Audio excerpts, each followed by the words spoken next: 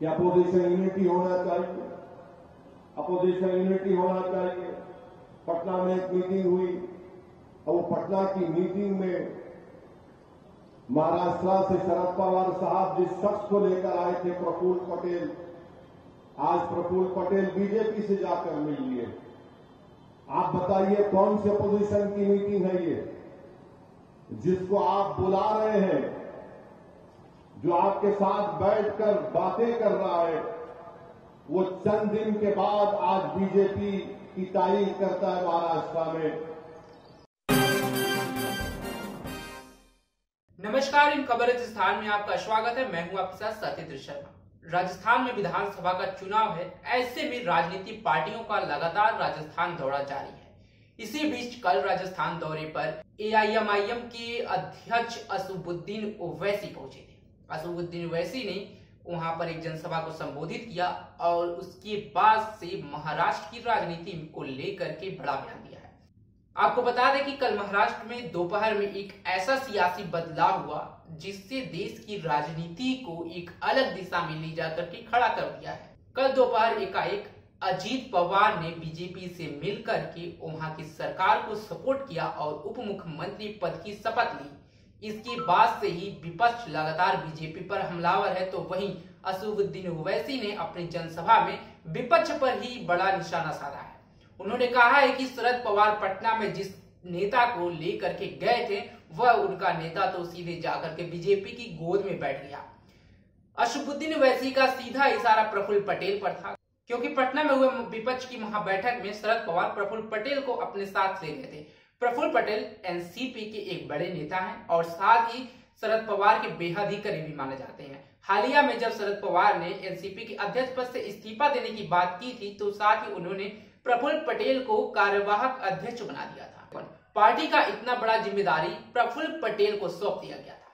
उसी को लेकर के असदुद्दीन ओवैसी ने विपक्ष पर निशाना साधा है कि जिस विपक्ष ने पटना में महाबैठक की उसका क्या फायदा हुआ।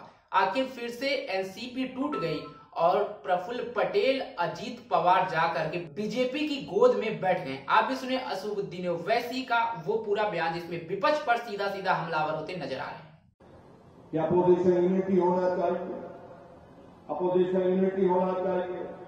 पटना में एक मीटिंग हुई और वो पटना की मीटिंग में महाराष्ट्र से शरद पवार साहब जिस शख्स को लेकर आए थे प्रफुल्ल पटेल, आज प्रफुल्ल पटेल बीजेपी से जाकर मिल लिए। आप बताइए कौन सी अपोजिशन की मीटिंग है ये जिसको आप बुला रहे हैं, जो आपके साथ बैठकर बातें कर रहा है, वो चंद दिन के बाद आज बीजेपी की तारीफ करता है महाराष्ट्र में। मगर इसके बावजूद भी कांग्रेस के लोग सेकुलरिज्म का सर्टिफिकेट बांटते हैं कि ये सेकुलर है, ये कम्युनल है, ये बी टीम है, ये फुलान टीम है। हम कांग्रेस से और ये तमाम नाम निहाद सेकुलर पार्टी से कहना चाहेंगे कि कभी अपने गिरबान में झांक कर देख लो। तुम्हारी तारीफ भरी पड़ी हुई है कि तुमने कैसे कैसे धोखे दिए हैं। आज तुम जिसको बुलाते हो उसी की पार्टी का आदमी बीजेपी के गोद में बैठा है, मोदी के गोद में बैठ जाता है। अब आप बताइए फिर मजलिस पर इल्जाम लगाते हैं हमको नहीं बुलाया गया। क्यों नहीं बुलाया गया? क्योंकि मजलिस इनके सामने सच्चाई को बयान करती है।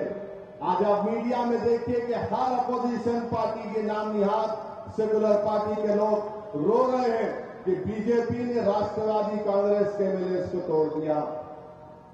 आपके 40 एमएलए टूटकर भाग गए तो वो गलत है, मगर बिहार में मजलिस के 4 एमएलए को आपने खरीद लिया तो वो सच है।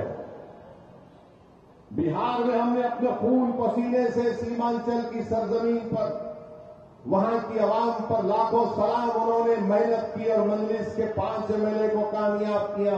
तो यही लालू और नीतीश और ये कांग्रेस के लोग मिलकर 4 मजलिस के एमएलए के जमीर को खरीद लिए। और जब उनसे पूछा गया ये क्यों हुआ तो कुछ नहीं बोले। आज वो काम बीजेपी महाराष्ट्र में करती है। तो ये तमाम के तमाम मीडिया में आकर रो रहे हैं, पुकार रहे हैं।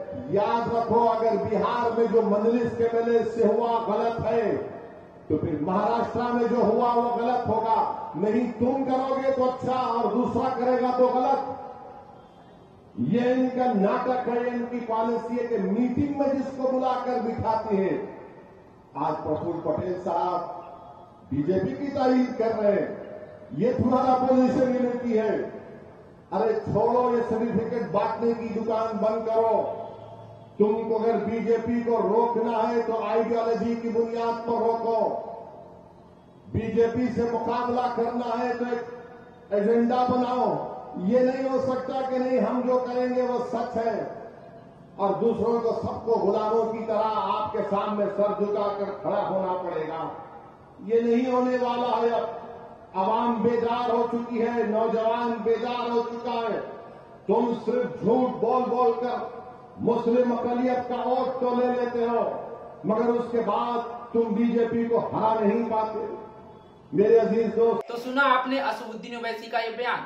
आपको बता दें कि पटना में हुए महाबैठक की इस बैठक में असदुद्दीन ओवैसी की पार्टी को आमंत्रित नहीं किया गया था। इसको लेकर के भी असदुद्दीन ओवैसी ने विपक्ष पर सीधा निशाना साधा था। राजस्थान से जुड़ी तमाम खबरों की जानकारी के लिए आप बने रहे हमारे साथ और देखते रहे इन खबर राजस्थान। नमस्कार।